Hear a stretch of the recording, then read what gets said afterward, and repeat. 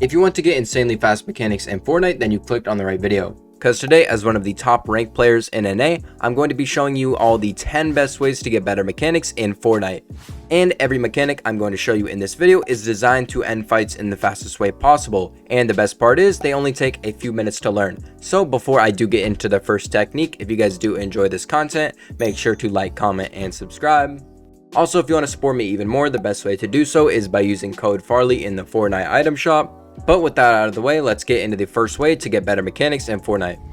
Now first things first, if you want to get godly mechanics in this new season, you're going to need to learn how to full box and piece control your opponents every single time. So I'm going to show you the 3 best methods to learn how to piece control your opponents every single time. So first off, let's talk about the most consistent way to full box and piece control your opponents, and that is by using predictions. Alright, so a perfect example of how to predict a player's movement to piece him up is right here. Let's say I just cracked my opponent and he boxed up right there, right? Obviously, any normal player would start applying pressure, right? You're closing the distance and you want to get on their wall. Now, to guess where the other player is going to go from this position, when you're pressuring a wall, look into their box and look for the open wall. So that would be this one right here. So if the player boxed up, like let's say he goes right here and he boxes up and I'm looking at the player, I would notice the back wall is open. That's where the player is going to move into, because that's the open space where he's going to try and create space and play patient. So what you're going to want to do from this position is apply pressure, make the player think you're going to go on his wall, jump over, and then free piece that area so that when he walks in, boom, pump shot, and I get the kill. And from the other player's position, you're pressuring his wall so he doesn't have time to react when he tries to create space, and he's going to be cooked. So do this if you want to cut off your opponent and predict them. The next best way you're going to full box and piece control your opponents is by having really good awareness. Having good awareness is going to allow you to counter your opponent's mistakes, allowing you to piece control them. Alright, so this is very simple to learn. Let's say you're fighting in rank, there's an opponent boxed up in front of you, and your goal is to break the wall, steal it, and then piece them up, right?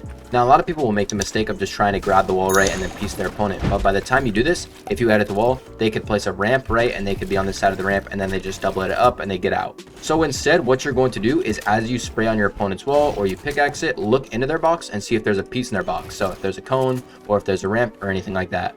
If there isn't, instead of just taking the wall and then piecing the player, you're going to break the wall and then hold out a piece of your choice. So that can be a ramp. As you can see, I just threw the ramp in while taking the wall, or it could be a cone as well. Any of these work, and what it's also going to do is you grab control of their box at the same time as grabbing their wall, meaning they can't flip up the cone, right? They're stuck in this position and now they're cooked. So all you have to do from that point is obviously make your edit of choice, and then you can, pump the player and then pick up a free kill. So make sure to start doing this when you're taking walls.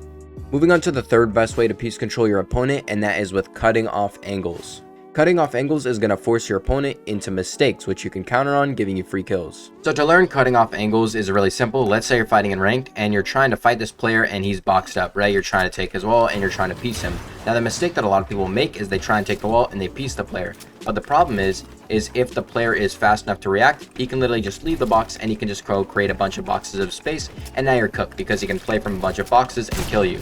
So like right here, I'm on height and I see the other player boxed up. I'm going to cut off every angle that this player is going to go. I'm going to grab doubles everywhere. So let's say he tries to edit this wall right here and leave, right? Let's say he's in the box, right? And he's like, oh shoot, he's on my wall. I got to leave the box. I already have this piece controlled. So when the player tries to leave and I see him running out, I already have that space full box and I can pump him. And if he tries to run away, again, I can cut him off and then I can start applying pressure to his wall, and then I can just take it again and then get a kill on the player. Moving on now, I want to talk about the most important part of this video, and that is fighting IQ. Fighting IQ is going to be the best way for you to end fights in the fastest way possible. Now, if you do want to have really good fighting IQ, the first thing you need to understand is learning when to make the right edits. What I mean by this is, let's say there's an opponent in front of me, right? And I want to edit on him and kill him. A lot of people make the mistake of making the wrong edit based on the position of the player. It's not just about making the right edit, it's about making the right edit where the other player is. Because this edit is terrible, right? But in this situation, I can see the player's feet, right? And I can pump him. But from where the other player would be standing, he wouldn't be able to see me at all. So in this example right here, when the player's in front of me, a peanut butter edit would be a perfect way to use this peak right here, because the player's on the left side of the box and I would be able to jump and pump him. But a window edit wouldn't be good, obviously, because he's right there in front of me. Even if I made a peak like this, the other player could swing with me and we would trade. But if we were in a different situation just like this, the peanut butter peek would be a terrible peek, because not only can the player see me, but most people, if you make this edit on them, they're going to jump in their box and they're going to 50-50 you, and you don't want that. So instead, you'd want to make an edit to where the player can't jump into your box. So that means maybe a window edit would be perfect, because even if they go up to your wall and hug it, you could just reset, play patient, and then edit on them a second time and then kill them. Now that you understand how to make the right edits at the right time, another important thing you need to understand is the timing of your edits. So an example of what I mean is right here, right? Let's say there's an opponent in front of me, boxed up, and I want to take his wall and I want to edit on him and then pump him. A lot of people will make the mistake of not incorporating their movement. They actually make the right edit, right? They'd make a right hand peek, but as you can see, they don't swing early enough. So by the time they confirm that and then swing, they've already gotten pumped by the other player. So instead, you need to start learning how to incorporate your movement. So by the time you confirm that edit, you're already fully protected and you don't take any damage. See the difference? Right here, I swing, but I'm too late. And this time I swing early, so I don't take any damage. And now I can pump the player without taking any damage. Same thing goes right here. Imagine right in front of me, I have my opponent full box. But let's say when I want to make a peanut butter peek on this player when I have him full boxed, I don't make the movement early enough and I take some damage. You need to start learning how to move before you actually confirm that it, so I don't take any damage. You'll see the difference right there again. I move late, I take damage. If I move early and protected, I don't take any damage. And now I can jump, pump, and not take any damage. So make sure you're incorporating your movement when you make your edits. Another really important way you can have really good fighting IQ is by having control of the builds around you.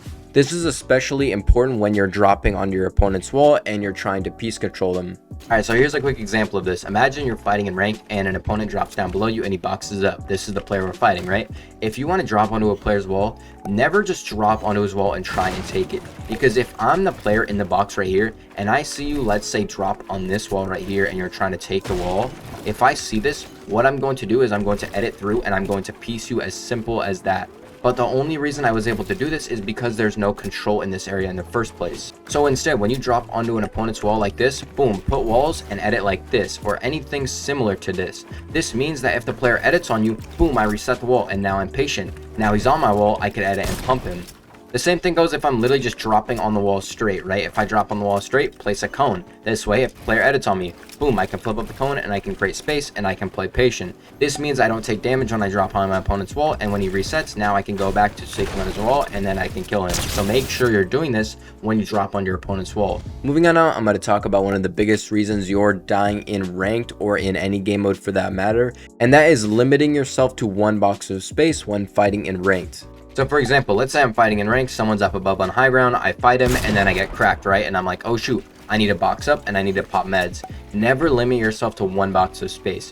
The reason this is a mistake is because when the player pushes up to you and he wants to take your wall, he's going to be able to apply pressure instantly, and you're not going to have time to pop your meds because he's going to be able to swing on any wall he wants, right? He can keep applying pressure and playing slow.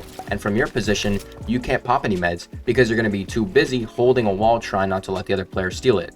So instead, when you're fighting in ranked or you're running away from an opponent that you don't want to fight, if you get cracked, boom, I'm instantly going to create a 4x4 of space. This may be a big investment in mats, but it's going to give you more time to reset. And if the player does push up to your wall and he's trying to take it, right, you have multiple boxes to play from. So I could flip up the cone, edit out left, and then I could play from a box away and play super safe. And another thing, while you're popping your meds in your box, if the player wants to push over you, like let's say he starts out on this side of the box, right, and he's applying pressure and then he wants to run over because he sees you're in the back, all you have to do from your position, if you're in here, you can just move back, reset, and you can keep popping your meds and just keep playing from a box away. If you move to the other side, you move to the other side. You can stay from a box away the entire time. So never limit yourself to one box of space like this. Always create multiple, right? Even if it's just a 2x1, that means you have two boxes to play from and you can edit on the player safely. Moving on now, I'm going to talk about a really quick way that you can win fights against aggressive players, and that is by turning defense into offense. Alright, so a quick example of turning defense to offense would be right here. Let's say I'm fighting in rank. Let's say there's an opponent up on high ground and he's dropping onto my wall while I'm boxed up. A lot of people will just hold their walls and they'll pray the other player will leave them alone. That's not going to happen. Instead, you need to learn how to take the fight to the other player.